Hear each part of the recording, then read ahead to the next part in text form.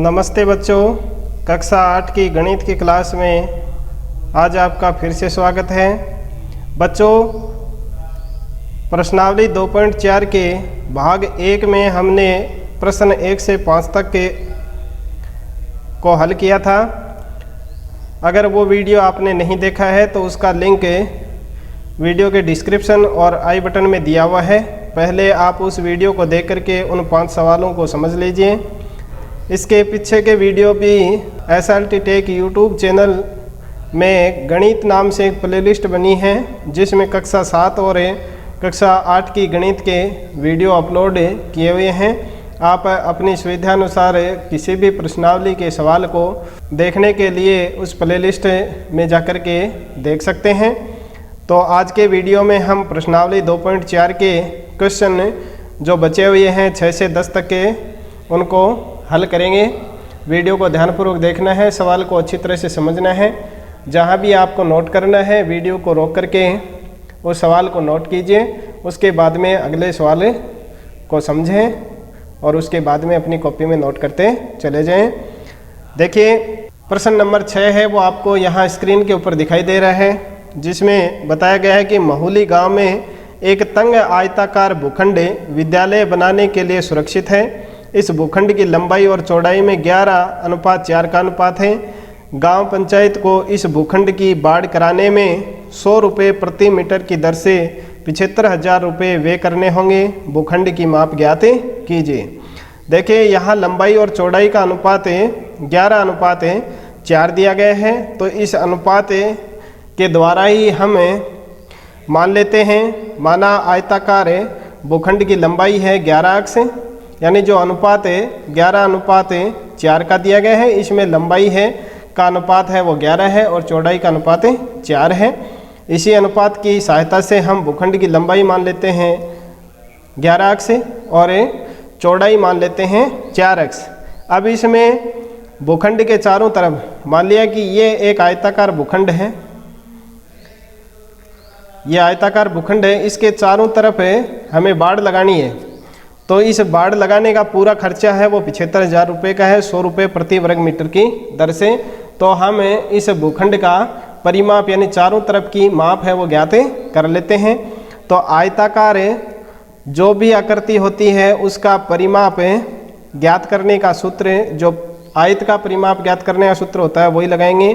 आयताकार भूखंड का परिमाप ज्ञात करने के लिए सूत्र होता है 2 कोष्टक लंबाई प्लस चौड़ाई, यह होता है।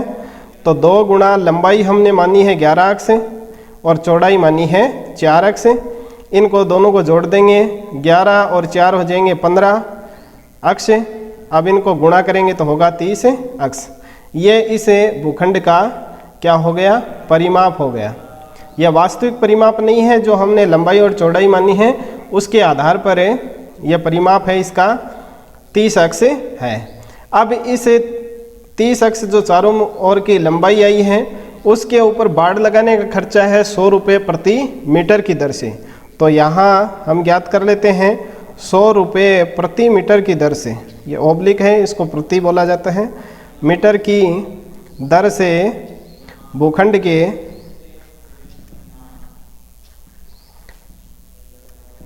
बाड़ कराने का कुल व्यय होगा। परिमाप को हमें यह मीटर आया था 30 अक्ष मीटर, इसे पूरे परिमाप को हम कर देंगे 100 से गुणा, तो यह आ जाएगा हमारा इसका संपूर्ण खर्चा। और वास्तविक व्यय कितना है, ये तो हमने अपने हिसाब से जो परिमाप निकाला है उसको गुणा करने से व्यय आ रहा है, और वास्तविक व्यय है वो इसमें दिया गया है सवाल में 75,000 रुपये। अब इसकी मदद से हम समीकरण का निर्माण करते हैं प्रश्नानुसार या प्रश्न द्वारा। एक तरफ हम रख लेते हैं जो हमने माना है वो व्यय और बराबर में वास्तविक व्यय। तो हमारे पास जो व्यय आया है वो है 30 अक्ष गुणा 100 और वास्तविक व्यय है 75,000 रुपये। यानी ये 30 अक्ष गुणा 100 है वो इस 75,000 रुपये के बराबर है। अब देखिए हम इसका पक्षांतरण कर लेते हैं। पिछले की जो भी 2.2 और 2.3 की जो प्रश्नावलियाँ हमने पढ़ी हैं उनमें समीकरणों में पक्षांतरण करके किस तरह से हल किया जाता है वो हमने सीख लिया है। तो यहाँ इस अक्ष को इस तरफ रख लेंगे और बाकी 75,000 अब ये यहाँ गुणा में है तो इस तरफ आकर के भाग में हो जाएगा। 30 है वो भी गुणा है और 100 है वो भी भाग में है, 100 गुणा में है। तो दूसरे पक्ष में जाते ही ये क्या हो जाएंगे, भाग में हो जाएंगे। भाग को हम बटा के रूप में भी लिख सकते हैं। अब देखिए 30 और 100 की यह 3 जीरो है, वो 3 जीरो ऊपर से कैंसिल हो जाएंगी और इस 3 का भाग 75 में देंगे तो आएगा 25, 25 75, यानी अक्ष की वैल्यू हमारे पास कितनी आ गई, 25। अब इस अक्ष की वैल्यू को हमने जो लंबाई और चौड़ाई मानी है उसमें रख कर के हमें लंबाई चौड़ाई ज्ञात कर लेंगे। भूखंड की माप ही हमें ज्ञात करनी है। तो भूखंड की लंबाई होगी, क्या मानी थी हमने, 11 अक्ष। तो यहाँ 11 अक्ष बराबर 11 गुणा अक्ष की वैल्यू हमारे पास कितनी आई है, 25। तो इसको 25 से गुणा कर देंगे। 25 एकम 25, असल की 2, 25 एकम 25 और 2 27, 275 मीटर तो आ गई भूखंड की लंबाई। और भूखंड की चौड़ाई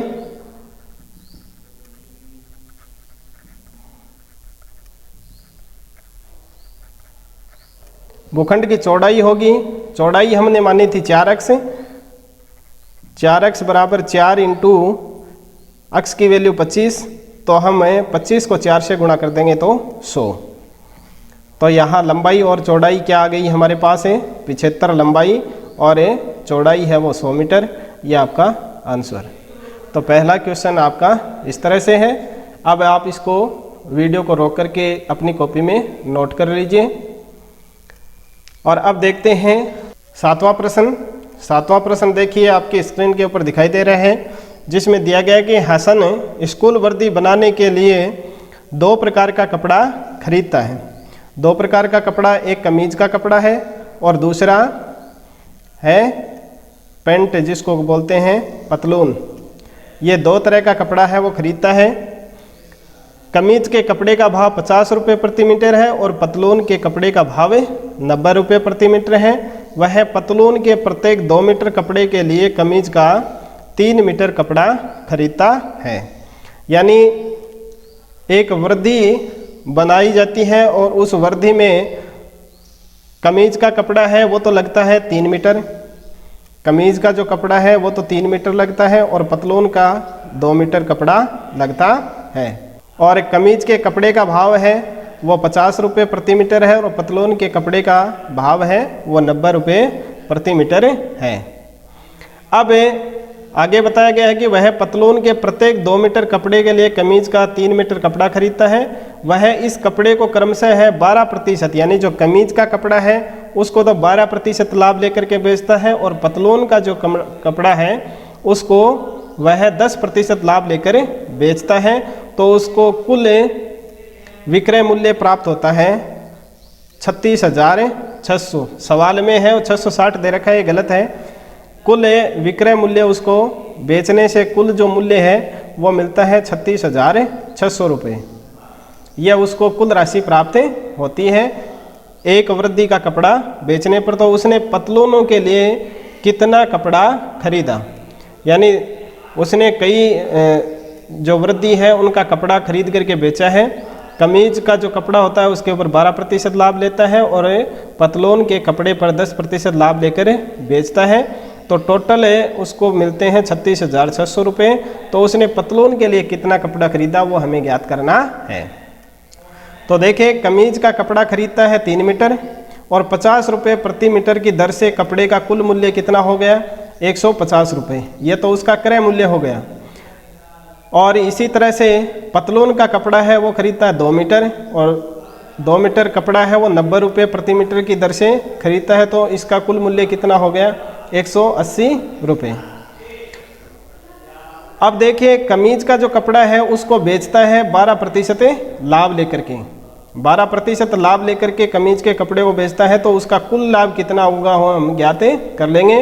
150 क्रय मूल्य है यानी लाभ और हानि है वो हमेशा क्रय मूल्य के ऊपर निकाली जाती है। तो कमीज का जो क्रय मूल्य है वो हमारे पास है 150 रुपये।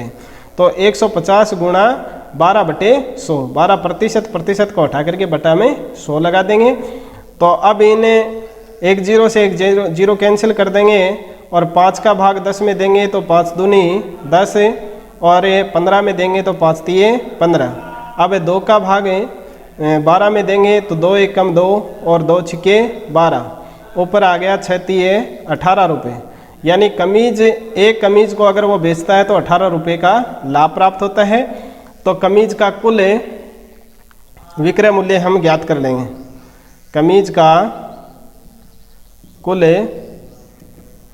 विक्रय मूल्य होगा 150 में उसने खरीदा, उसके ऊपर लाभ लिया 18 रुपये का, तो ये हो गया 168 रुपये। यानी एक कमीज को उसने 68 रुपये में 168 रुपये में बेच दिया।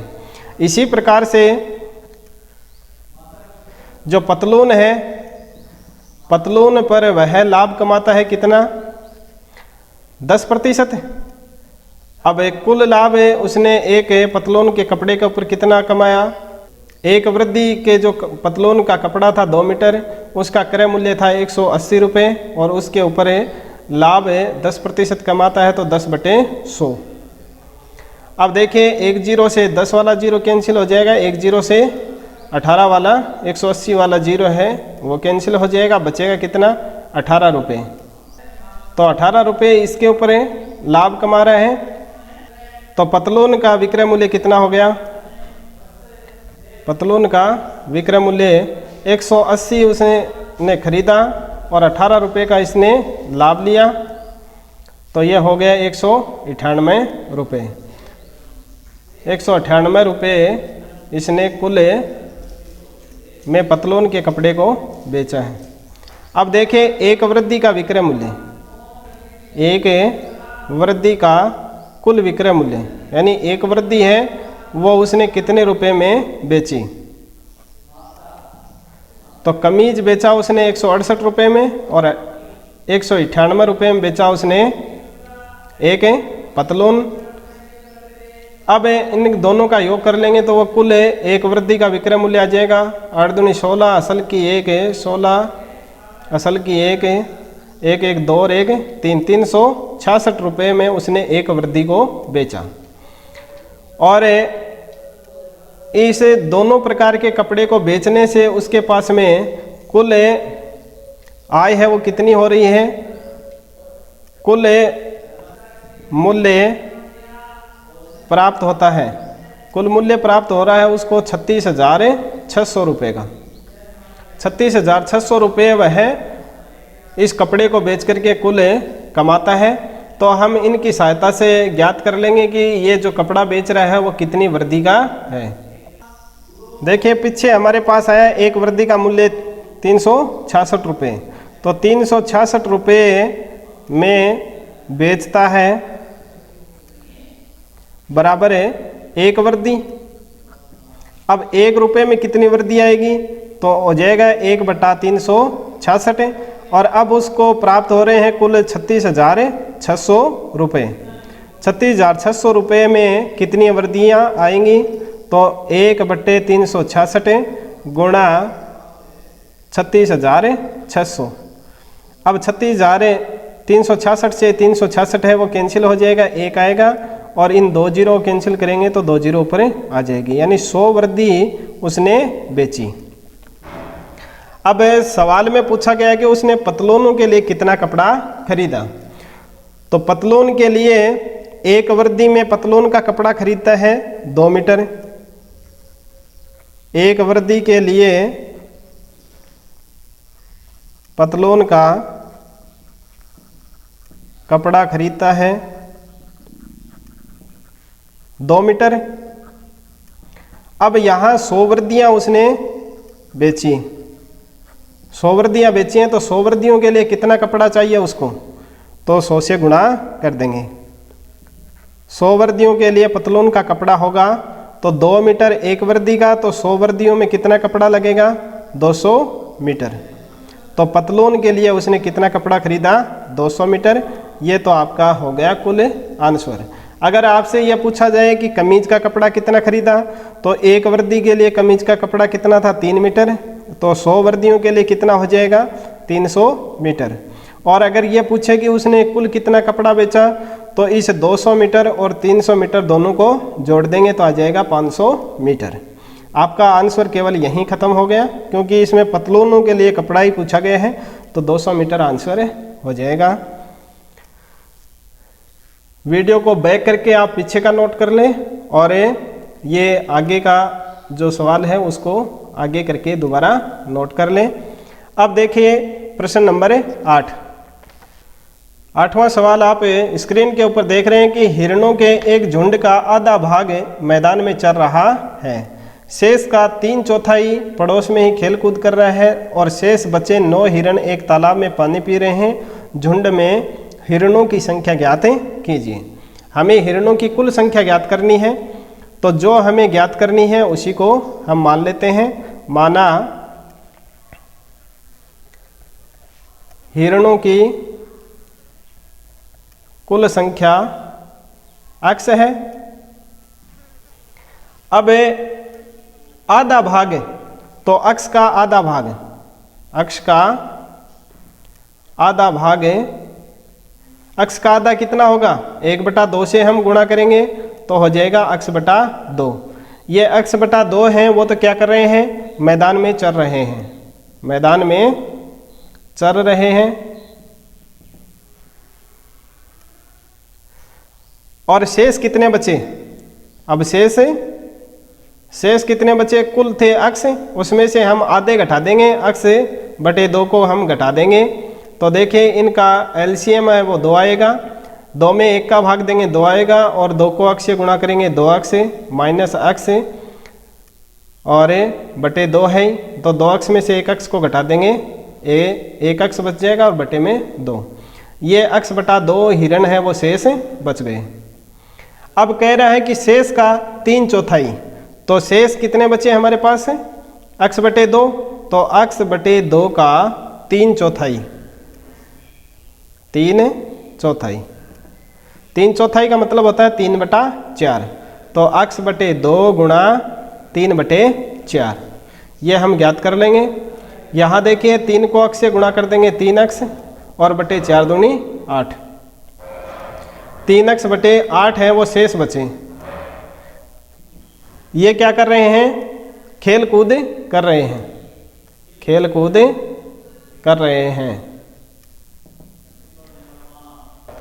अब शेष कितने बचे, x/2 का 3/4 तो हो गया 3x/8। अब ये इसमें से x आधे में से घटाएंगे, x/2 है, इनमें से 3/4 को हम घटा देंगे, 3x/8 को हम शेष कर देंगे तो कितना बचेगा, और वो होंगे बराबर में कितने 9। यहाँ समीकरण बन जाएगा।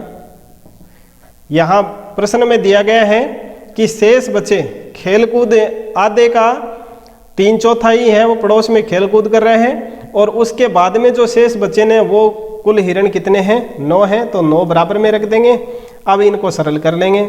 ये देखिए भिन्न संख्याएं हैं और बटा में हैं, तो इनको हम एलसीएम लेकर के सरल करेंगे। तो इनका एलसीएम आएगा 8 है, 8 में 2 का भाग देंगे 4 आएगा, और 4 को x से गुणा करेंगे तो 4x माइनस 3x बराबर ये 9 है, जो का त्यों आ जाएगा। अब 4x में से 3x घटाएंगे तो बचेगा 1x बटे 8 है बराबर 9। अब इस 9 के नीचे भी 1 मान लीजिए और इनका कर दीजिए वज्र गुणा, जिसको कैंची गुणा भी कहते हैं, तिरछा गुणा भी कहते हैं। 1 है वो x से गुणा होगा, x आ जाएगा, और 8 को हम कर देंगे 9 से गुणा तो आएगा 72। तो x की वैल्यू हमारे पास कितनी आ गई 72, और x हमने क्या माना था, हिरणों की कुल संख्या मानी थी, तो हमारे पास आंसर आ गया। अतः है हिरणों की कुल संख्या होगी, हिरणों की उस झुंड में संख्या है बराबर 72, यानी उस झुंड में हिरण कितने हैं 72 हिरण हैं। तो ये आपका क्वेश्चन नंबर 8 हो गया। आप इसको कॉपी में नोट कर लीजिए। और अब देखिए अगला क्वेश्चन, प्रश्न नंबर 9। 9वां प्रश्न देखिए, स्क्रीन पे है आपके। दादाजी की आयु अपनी पौत्री की आयु की 10 गुनी है। यदि उनकी आयु पौत्री की आयु से 54 वर्ष अधिक है तो उन दोनों की आयु ज्ञात कीजिए। तो देखिए इसको हल करते हैं। प्रश्न में दिया गया कि दादाजी की आयु अपनी पौत्री की आयु की 10 गुनी है। तो माना पौत्री की आयु है x वर्ष और दादाजी की आयु है वो अपनी पौत्री की आयु से 10 गुना है। तो दादाजी की आयु की 10 गुना है तो x को हम 10 से गुणा कर देंगे तो हो गई 10x वर्ष। 10x वर्ष हो जाएगी दादाजी की आयु। अब इसमें बताया गया है कि यह यदि उनकी आयु पौत्री की आयु से 54 वर्ष अधिक है, ये 10x है, ये 54 वर्ष अधिक है, तो उनकी वर्तमान आयु क्या होगी, इससे हम समीकरण बनाते हैं प्रश्न द्वारा। एक तरफ हम रख लेते हैं दादाजी की आयु और बराबर के निशान के एक तरफ लिख देते हैं हम पौत्री की आयु। अब देखिए पौत्री की आयु है वो x है, दादाजी की 10x। अब ये 10x जो आयु है वह 54 अधिक है, 54 अधिक है ये 10x। तो इस समीकरण को संतुलित करने के लिए जो पौत्री की आयु है उसमें हम 54 वर्ष जोड़ देंगे। तो अब ये दोनों पक्ष हैं वो बराबर हो गए, संतुलित हो गया है समीकरण। अब कर देंगे हम पक्षांतरण। पक्षांतरण करेंगे तो x से ये 10x को हम बाएं पक्ष में लाएंगे तो हो जाएंगे 10x और ये 54 है वो दाहिने पक्ष में जाएंगे तो माइनस के हो जाएंगे 54। अब देखिए एक x है वो प्लस का है और 10 है वो माइनस के हैं, तो एक इसमें से कम हो जाएगा, 9x से माइनस के बचेंगे और आगे हैं बराबर में माइनस के 54। x से माइनस से माइनस कैंसिल हो जाएगा, भाग देंगे तब, और x की वैल्यू हमारे पास आ जाएगी, x बराबर है 54/9। अब 54 में 9 का भाग देंगे तो आएगा 6, 9 छिके 54, तो 6 वर्ष आ गई x की वैल्यू। अब x हमने क्या माना था, पौत्री की आयु, तो एक आंसर हमारे पास आ गया पौत्री की आयु। पौत्री की आयु है बराबर 6 वर्ष और दादाजी की आयु पौत्री की आयु की 10 गुनी है, 10 गुनी है, तो 10 गुणा x की वैल्यू हमारे पास आई थी 6, तो 10 को 6 से गुणा करेंगे तो आ जाएगा 60 वर्ष। पौत्री की आयु 6 वर्ष, दादाजी की आयु 60 वर्ष, ये आपका आंसर। अब देखिए आज की क्लास का अंतिम प्रश्न, प्रश्न संख्या 10। 10वां प्रश्न देखिए स्क्रीन पे। अमन की आयु उसके पुत्र की आयु की 3 गुनी है। ये अमन है और एक है इसका पुत्र।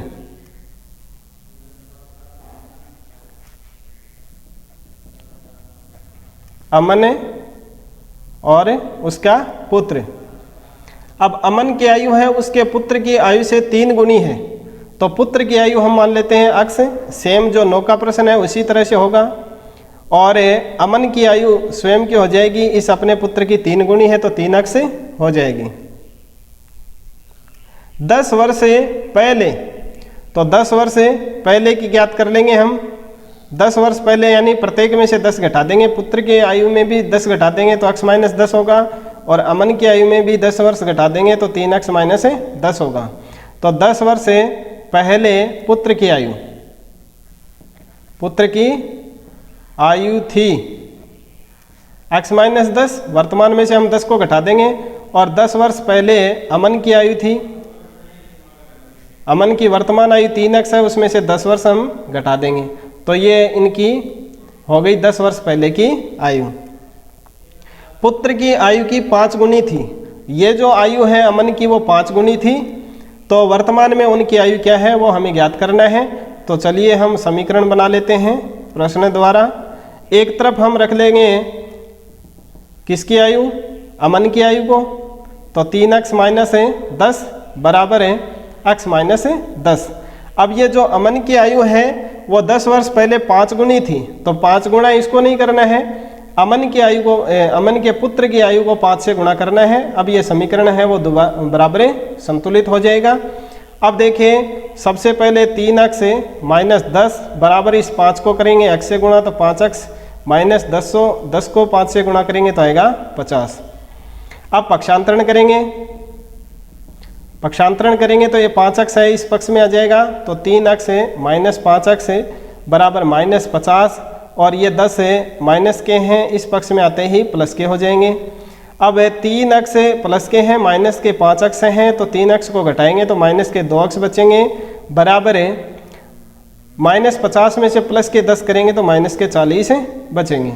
माइनस से माइनस कैंसिल हो जाएगा और अक्ष बराबर हो जाएगा 40/2 बराबर 20 वर्ष, यानी अक्ष की वैल्यू हमारे पास आ गई 20 वर्ष। और अक्ष हमने क्या माना था? पुत्र की वर्तमान आयु। अतः है पुत्र की वर्तमान आयु, पुत्र की वर्तमान आयु कितनी होगी? अक्ष माना था हमने तो 20 वर्ष। और अमन की आयु कितनी है? अमन की वर्तमान आयु होगी, वर्तमान आयु कितनी होगी? अपने पुत्र की आयु की 3 गुणी है, तो 3 गुणा 20 बराबर कितना हो जाएगा? 60 वर्ष। तो अमन की आयु है वो हो जाएगी 60 वर्ष और उसके पुत्र की आयु हो जाएगी 20 वर्ष। ये आपका आंसर। तो ये आपकी प्रश्नावली 2.4 है वो कंप्लीट हो गई। वीडियो को लाइक कीजिए और अपने अन्य साथी जो कक्षा 8 में पढ़ रहे हैं उनको भी ये वीडियो शेयर कीजिए। चैनल पर नए हैं तो चैनल को सब्सक्राइब जरूर कर लें। मिलते हैं अगली प्रश्नावली के सवालों को लेकर के अगले वीडियो में। Thank you.